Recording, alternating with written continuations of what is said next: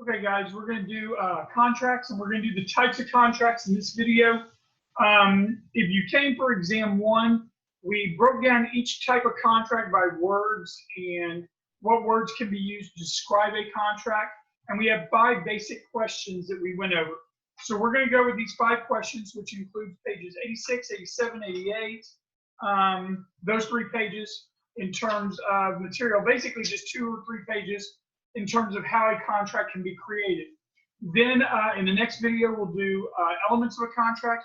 I'll probably not do one for discharge and damages, and then we'll do one for agency law.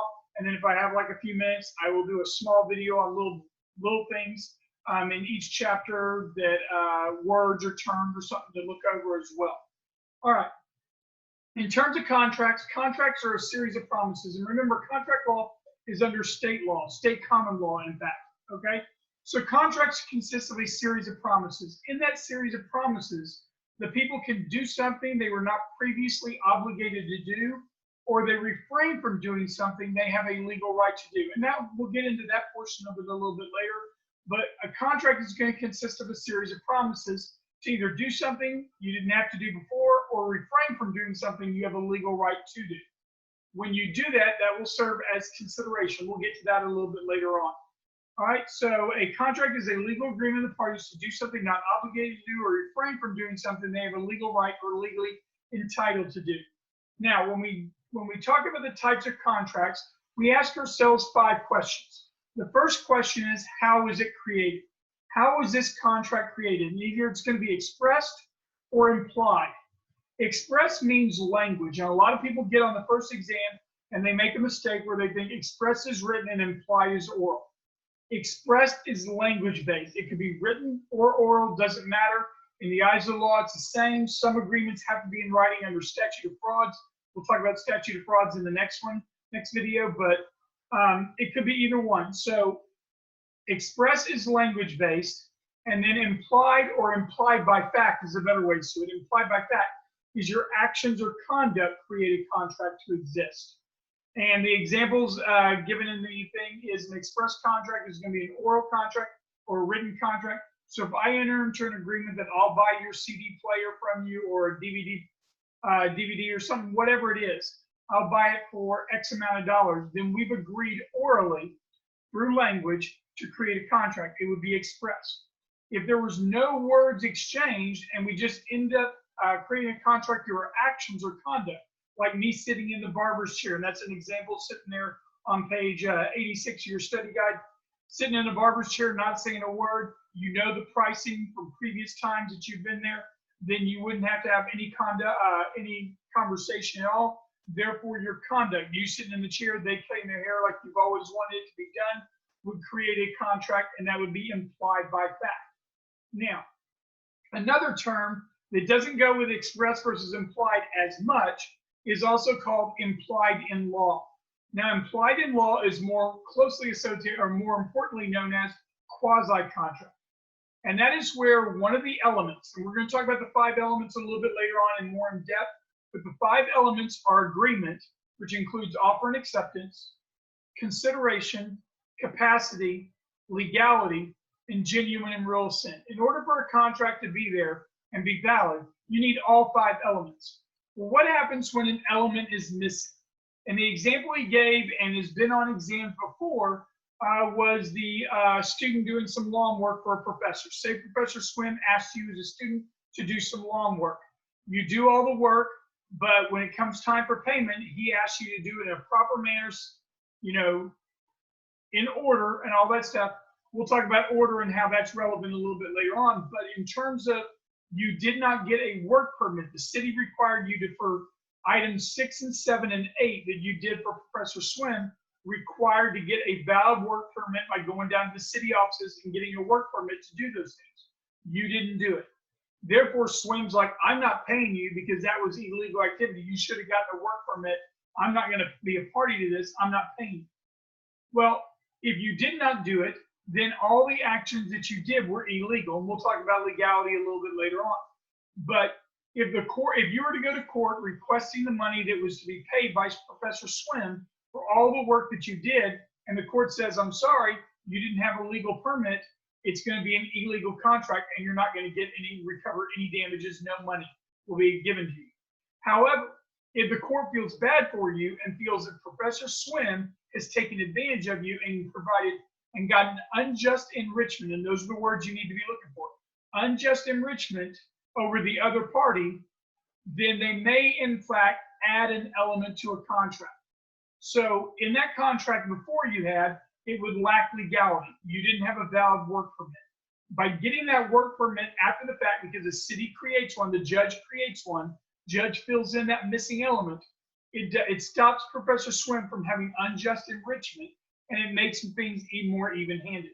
Now that we have legality, if all the elements are there, agreement, which is offer and acceptance, consideration, capacity, genuine and real assent, and now legality is there because they filled in that missing element.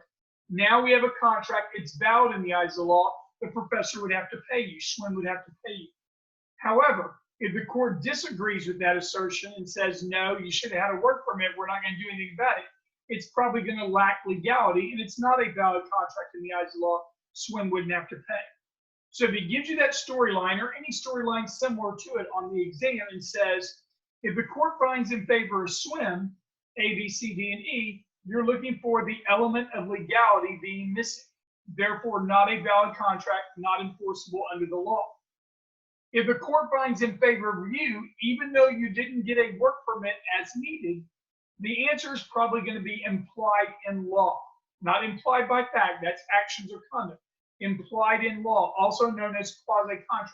And if you remember exam 1, if you have a storyline like that, it could be quasi-contract on line A, implied in fact or implied by fact on line B, implied in law on C, and there'll be A and B but not C, C and A but not B, A and C but not B, whatever. You're going to go quasi-contract and implied in law, okay? So that is where the judge fills in a missing element to provide unjust enrichment. In the example, it's rare, but on the examples on page 87 of your study guide, at the very top with the yard work with the permit.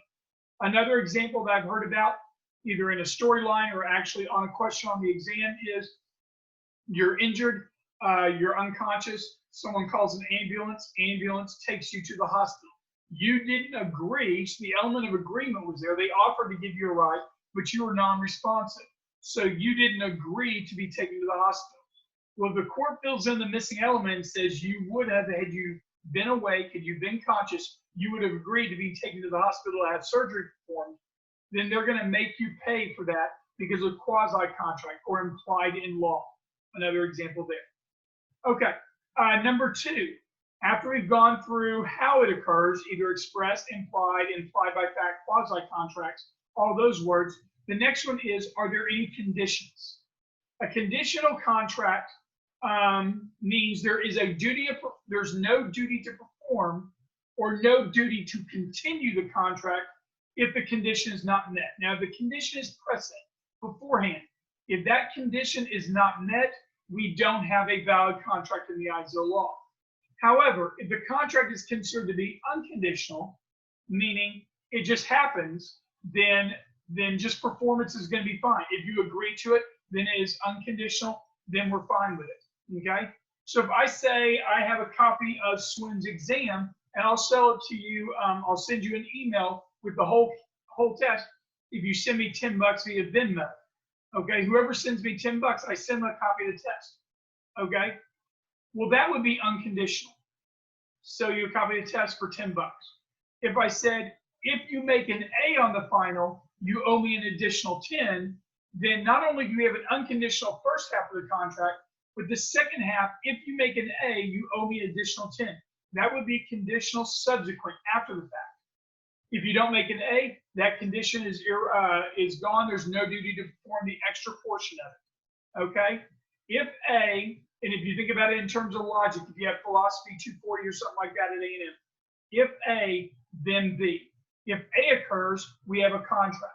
And I gave the example of in class, if I sell you a copy of the test, if you sleep with me, I'll sell it to you for $20. Then if you don't sleep with me, the condition wasn't met, I don't have to sell it to you for $20. If I say I'll just sell it to you for $20, that would be unconditional, okay? Now, another type of conditional contract in which you need to know for the exam as well is if company A provides raw materials and they have to provide the raw materials for you to make whatever product you're making. Company A provides you the raw materials for your company, will be company B. And you have to then turn those raw materials into a finished product and you sell those finished products to company C. As long as you let them know if you get the raw materials by the deadline of whatever date, you will have the finished product by the 1st of every month, provided you get the raw materials in time. Well, now with the coronavirus and everything like that, shipping could be off and you don't get the raw materials in time. Well, then if they know that there's a condition attached to the raw materials and you don't get it in time, the contract is canceled. If they don't know about it, then it's unconditional to them and you would be held responsible for possible breach of contract. So the 3 types are conditional. Conditional precedent. If there's not 50 inches of packed snow, you don't have to buy the ski package. You can enter into an agreement in February 1st saying provided by March 1st. If there's not 50 inches of packed snow, I can get out of this contract. March 1st comes around, there's not 50 inches of packed snow. You can either say I want to or don't want to go on spring break. You can choose that option because you don't have to go if you don't want to because the condition wasn't met. If there is 50 inches of packed snow, then the contract survives. You're going to be held responsible because the condition was met. That would be conditional precedent. After the fact, conditional subsequent. If something happens during it or at the same time, simultaneous conditions occur from one side and the other, that would be conditional concurrent. The next type of contract portion is how many promises are made.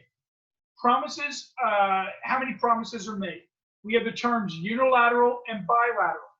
Unilateral, uni meaning one, means one promise. That would be a promise in return for a performance.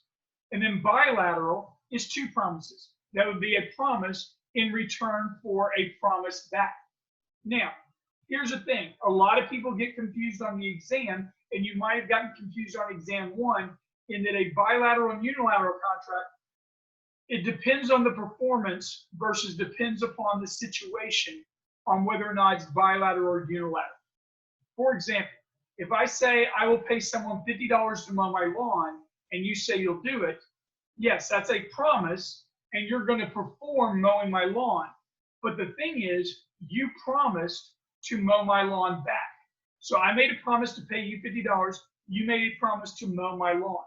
If that's the case, then that is a promise for a promise. Now, the promise indirectly is a performance of mowing the lawn, but that would make it a bilateral contract. It would be language-based. It would be an expressed.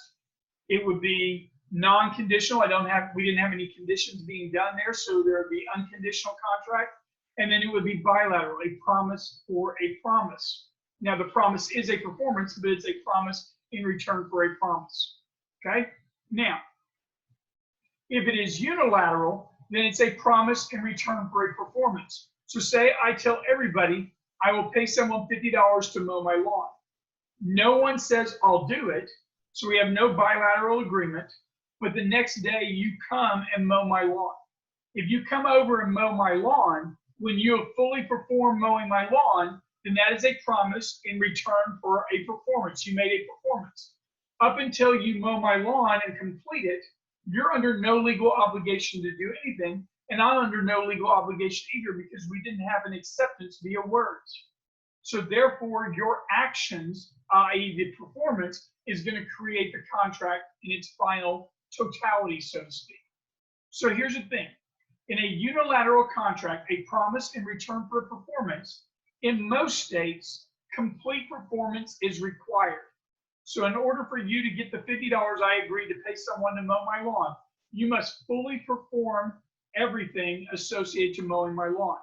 If you get 80% of the way done and then your friends are like, let's go to the bar, and you're like, screw it, I don't care, and you go to the bar, I don't owe you anything. You didn't fully perform. If you're about 50% done, and I say, whoa, I'm going to do it my own, so that offer's off the table. Since you didn't fully perform, I'm revoking it before it is accepted. And we'll talk about performance equaling acceptance a little bit later on. Okay? So that would be unilateral. All right? Unilateral is a promise for performance. Where people get confused on the exam, especially exam one, is they think, okay, if it's a promise and I promise to do something that is a performance-based thing, what is that? Well, if you made a promise and a promise was returned to do something of a performance, that is a promise for a promise. Promise for a promise, two promises, bilateral agreement. Promise to do something or promise to pay you to mow the lawn and you just do it, that would be performance-based. So promise for performance, that is unilateral. Why is this important? Because when a promise is made, if it is bilateral and the person agrees to the promise and makes a promise back, enforcement of that contract can begin immediately. Whether performance is done, the enforcement of that contract can begin. Whereas if it's unilateral, there is no enforcement until it is fully performed in most states and or substantially performed in other states. So it depends on what state we're in. Minority is substantial performance. Majority is complete performance. So if you don't fully complete the performance, then I don't owe you anything because there's no contract in existence. All right? Now, when we talk about bilateral and unilateral, the offeror and offeree, the person making, whether it be a promise or an offer, is the offeror, OR. If it is a person receiving it, it is EE. Promisor, promisor is the person making the promise. Promisee is the person receiving the promise. The offeror is the person making the offer. Offeree is the person receiving the offer. Now we'll get into offer and acceptance a little bit in when we talk a little bit about elements of a contract, especially element one with agreement, which is a bigger one. But remember, unilateral, offeree accepts by performance. So the offer was made, that's going to probably be language based. Offeree accepts by performance. Okay? Performance is enforced once the promise is made. The performance is performed by the offeree, mainly in totality in terms of most states, some substantial performance. And if it is one of those minority states, what we mean by substantial performance is if you get most of the way done, I can't stop you, or if I stop you, I got to pay for the work done, depending on what the state is. If a state says you're 90% done, and I say, whoa, stop, I'm not paying you. In some states, substantial performance would exist. I would have to pay you for the work done, or I couldn't stop you since you were so close and you can fully finish the work, and then I had to pay you for complete work. All right? So now we have language expressed, action, conduct is implied by fact. That is going to be under the first one, the type of how it was created. Implied in law, quasi-contract, those words fall under there as well. Conditional versus unconditional. Condition, if A, then B, a contract exists. You don't have to have an if A or an after A in an unconditional contract. Bilateral, two promises made. Unilateral, promise for a performance. If the performance is fully completed, unilateral contract exists. If it's not fully completed, it depends on the state whether or not you can recover any damages. All right. The next one is where are we in terms of the timelines? Number 4 is your timeline. Most contracts, some contracts will be almost simultaneous, but a lot of contracts are going to operate over a period of time. And however long that time period is going on is exactly what E word we're going to use. There are 3 E words that you need to know in terms of this timeline. The first one is executory. Executory means it's not been fully performed by either party. Neither party has fulfilled their obligations. Okay? So if I promise to pay you $50 and you promise to mow my lawn, we have an expressed, unconditional, bilateral contract because that was promised for a promise. If I have not paid you and or you have not mowed, then that contract is considered to be expressed, unconditional, bilateral, and executory. Neither party has fulfilled the obligations of their side of the contract. Okay? Now, under executory is a little sub-element called partially executed. Now, a partially executed contract is also an example of executory, where one party has completed the work, but the other party is not. So say I promise to pay you $50 to mow my lawn. You agree, bilateral contract. If offer equals you have accepted it through your words. We now have a valid contract. If you don't do it, I can sue you for breach of contract, get legal, equitable damages, although a little more legal damages because it's going to be money based. All right.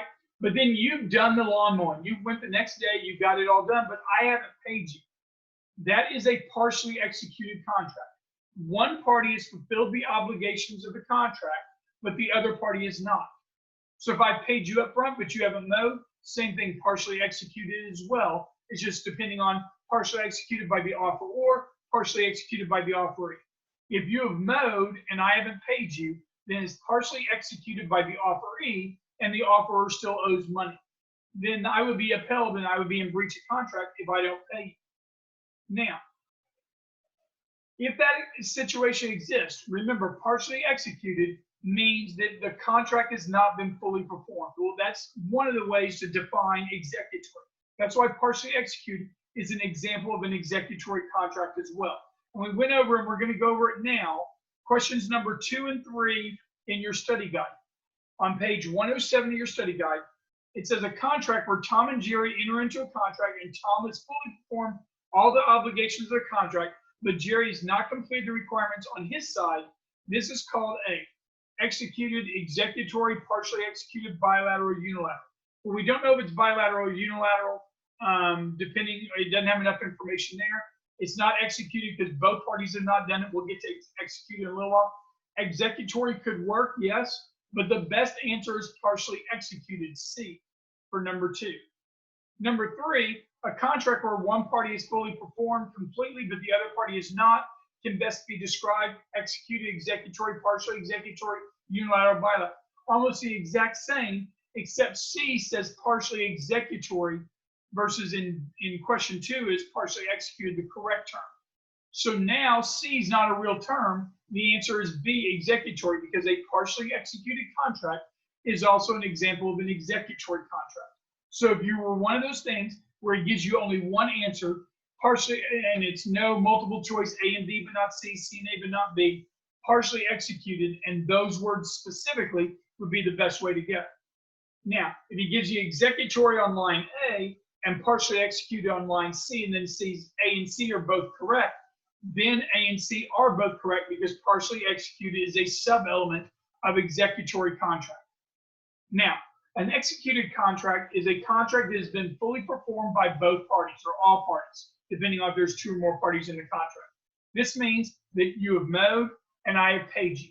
So if it gives you a timeline, and on Form A it says, we agree on Monday for you to mow for $50, you agree to mow. On Wednesday, you mow.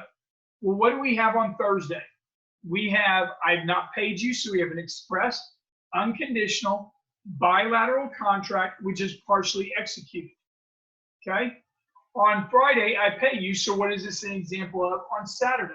Well, on Saturday, it's an express, unconditional, bilateral, executed contract because both parties fulfilled their obligations. On Tuesday, neither party had fulfilled it, so it's executory. So basically where you are in that timeline tells you which E word to use in terms of all this. All right. The last one, the 5th one, is the V's. The V's include valid, void, and voidable, along with also unenforceable. I put unenforceable in there as well, but you have valid, void, and voidable. Now we're going to get into valid, void, and voidable in the elements, especially with capacity, where we're talking about drunks, minors, insane, which you may have had, but we need to go over valid. Valid means all the elements are present, and thus it is a valid contract is enforceable under the law. If it was to go to court, the court would likely enforce the agreement. For all elements to be present, you have to have agreement, which is offer and acceptance, consideration, capacity, legality, and genuine and real assent. All of those are the same questions that we had from before. All right? When it is voidable, voidable simply means it is a valid contract, so it's still valid, but one party can get out of the contract without incurring legal liability. Now, it doesn't have to be a minor, doesn't have to be a drunk, doesn't have to be insane, but those are the storylines he usually gives under capacity, so you usually see those. But it could be simply a contract was just, say you sign a contract to play for the Houston Astros for 5 years. But in the 5th year, you have a player option to get out of that contract. Okay? So years 1 through 4 are a valid contract to both parties.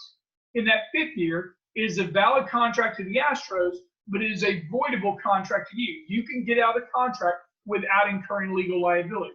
If it was a team option, they could eliminate you in that 5th year, then it would be voidable for them and valid for you, just depending on the situation. Now, when he talks about those for the voidable, it's usually going to be minors, drunks, or insane. And what it means by voidable is for one party or more, it is a valid contract. For the other party, it is voidable, meaning it's a valid contract, but they can get out of the contract without legal liability, meaning they can get out without any kind of liability associated to the contract. Minors, there are certain exceptions, but minors can get out of most contracts with adults. Drunk, when they return to sobriety, they can get out of a contract because it was voidable while they were drunk. Insanity, depending on if the courts have declared you insane or not, you can get out of those contracts because it's voidable as well. All right? Void means it has no legal effect. And I think a couple of people every semester say there's a question on their exam about what type of contract has no legal effect on either party. That would be a void contract, and that is usually also on your final exam. So if you had something similar to that on your first exam, you might want to be prepared for that also on a final exam. A void contract has no legal effect. Now, to become a void contract, it has to become void via certain rules. It could have never been valid before, or it's a valid contract to which one party who could get out of the contract without incurring legal liability voids it out. So it goes from voidable to void, usually. Okay? And therefore, there's no legal obligation on any of the parties. So if a minor wants to get out of a contract, and it's not one of those exceptions with the adult's held to that contract until the minor decides to use disaffirm, i.e. to get out of a voidable contract. If they disaffirm a voidable contract, that contract is void and has no legal effect in the eyes of the law. The last term under the V's is unenforceable, although it's not a V word, is unenforceable. Okay? And that is on the bottom, the top of page 88. All right? Unenforceable contract is once again a valid contract that now, for whatever reason, can no longer be legally enforced under the law. Something happens that makes that contract to become unenforceable under the law. Now, the 3 times that this exists, and it's been canceled out of the old study guide, had it, and the new study guide doesn't on page 88. The main 3 times, there's others, but the main 3 times that a contract goes from valid to unenforceable under the law is when A, the subject matter is lost, destroyed, or stolen, usually destroyed, but lost or stolen would apply as well. Okay? If a change in the law terminates the contract, i.e. say you have a contract to buy a keg every week, every Thursday night, you're 21, the drinking age changes from 21 to 23. Now the change in the law will terminate your contract, and it now becomes unenforceable. Previously valid, unenforceable under the law. When that happens, you may still have restitution. You may still have to pay for any outstanding debts you have on the previous contract that was valid at one point in time. So if you owed still $75 on a previous couple of kegs, that will still have to be paid even though you're no longer eligible to buy the keg. Okay? Now, stopping real quick for a second, what would be the amendment that would allow the United States to change the drinking age from 21 to 23 that makes this contract now unenforceable under the law? And that would be the 5th Amendment. Remember, Equal Protection Clause, government treating people differently based upon a logical or rational reason for doing so. Whenever they treat people differently, we went from 21 to 23. So now we're treating people differently if you're 23 or older or under 23 on whether or not you can legally drink. Now that's the new standard. Remember, when we're talking about treating people differently, that is the Equal Protection Clause. The Equal Protection Clause is originally under the 14th Amendment and applies to the states. But because of the 14th Amendment and the Doctrine of Reverse Incorporation, it applies to the federal government under the 5th. So if you're given that same question and says the change in the law says it's now from 21 to 23, under Texas state law, they change the drinking age from 21 to 23, it would be unenforceable now because of the change in the law terminates the contract and goes from valid to unenforceable. But that would be because of the 14th Amendment and the legal changing because it's now state, not federal. Just to give you a heads up, combining Chapter 2 and Chapter 4 for the most part. The other way an unenforceable contract occurs is if the parties to the contract, if they die, insanity and or death of the parties to the contract would become unenforceable under the law as well. Okay, so in terms of the types of contracts, and this is one of the big ones that you have, and you have to combine it with the elements of a contract, which I'm going to talk about briefly, the elements of a contract, and talk about some R words real quick and everything.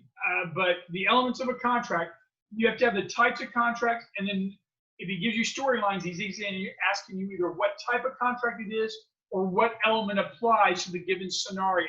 So whether you have a scenario, it's going to be a type of contract, which we just went over, or we're going to be talking about is it valid or not based upon an element being missing. Remember, when an element is missing, it is considered, if the courts fill in that for unjust enrichment, that is a quasi or implied in law contract being created. All right. Now, we've talked about it earlier. There are 5 main elements to a contract. We're going to talk about this in the next video. But you have offer and acceptance that fall under the first element of agreement. The R words associated to that, because we've already done a bunch of the E words, and we've done a bunch of the B words, and now we're going to talk about a few of the R words. The R words associated to an offer or under the major element of agreement is rejection and revocation. We'll talk about that in the next video. All right. In terms of consideration, promissory estoppel, also known as detrimental reliance. So the R word reliance goes with the element of consideration.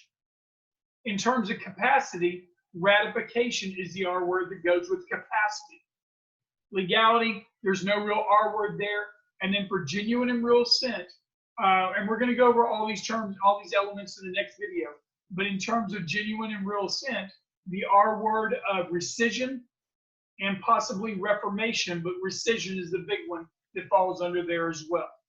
Okay, rescission is the one that falls under genuine and real assent. When you get rid of a contract due to fraud or duress, you're going to rescind or get rid of or cancel out of that contract. Okay, so we just did the five terms or the 5 groupings of how a type of contract is created. Now, if he gives you a question on the exam in a scenario and says, what type of contract is this? You're probably going to have either on lines A, B, C, D, and E, you're going to have valid, you're going to have voidable, you're going to have unenforceable, you're going to have quasi, you're going to have bilateral, unilateral, conditional, unconditional, partially executed, executed, executory. You're going to have all those terms we just went over. Or he may give you a storyline, and on line A, this is an example of a valid bilateral express contract that's been partially executed. And then you got to make sure that all those things, all those words, it's bilateral, promise for a promise. It was expressed, i.e. language-based. It was unconditional, and it's partially executed, or did I say partially executed? One party is fulfilled, the other party is not. If all of those don't apply, then you exit out and go on to the next line. You figure out which ones apply. Those are a little bit more difficult. They're the same basic question. You can have A be expressed, B be bilateral, and all that stuff, and then you got A and B but not C. But when you go through all of those, you got to make sure each one is there. And if you make one tiny mistake, you're going to be, oh, A's correct. And then you go down, you go through the rest, and you're like, oh, D's correct. Okay, A and D. E's not in A and D. So then you got to go back and do A and D again and make sure that there's not a mistake you're making with all those terms as to the types of contracts. Remember, with types of contracts, a lot of the E's and the V's are there. Valid, void, voidable, unenforceable, executory, partially executed, executed, expressed. A lot of the E's are there. In the elements of a contract, we have a lot of the R's, but I went over some of those R words as well a little while ago. All right, so when we're done, when we start the next video, whether it be tonight, if I can get it done one more tonight, or tomorrow, the last 2 videos I will probably do, one will be the elements of a contract, and that will be basically pages 88, 89, 90, 91, 92, in dealing with the different elements of a contract. Now, on the discharge of contracts, pages 93, 94, and the damages 95 and 96. I will probably not go over very much of that. I may talk about a few things like some R words or some like rescission or novation and stuff like that, but I'm not going to go in depth on those. You can read over those on your own. But then the next video after that will be agency law, and I will do an agency law. I want to reiterate, you really need to already look over personal intentional torts if you're trying to get it ahead of your game, because I think personal intentional torts and contracts are going to be the two, and Constitution are going to be the three biggest chapters on a normal exam, a normal swim final, which I don't think anything about this semester is normal, but a normal swim final, chapters 4, 5, and 2 are the biggest. Then you add in the history of labor law, those 4 major acts, and the per se rule of reason, you've got quite a few questions just right there. I will have the last part of chapter 4 done on Tuesday for sure. I know some of y'all have the test on Wednesday. And then I'll probably try to do some little extras about certain little things in each chapter. But you have all the old videos. I've left them public for a reason, because now you can look them over. I would definitely look over parts 1 and 2 of chapter 5, because that is personal intentional torts. And besides the contract stuff, it's probably the most important for final exams as well. All right, good luck. If you have any questions, feel free to email me, text me if you need to.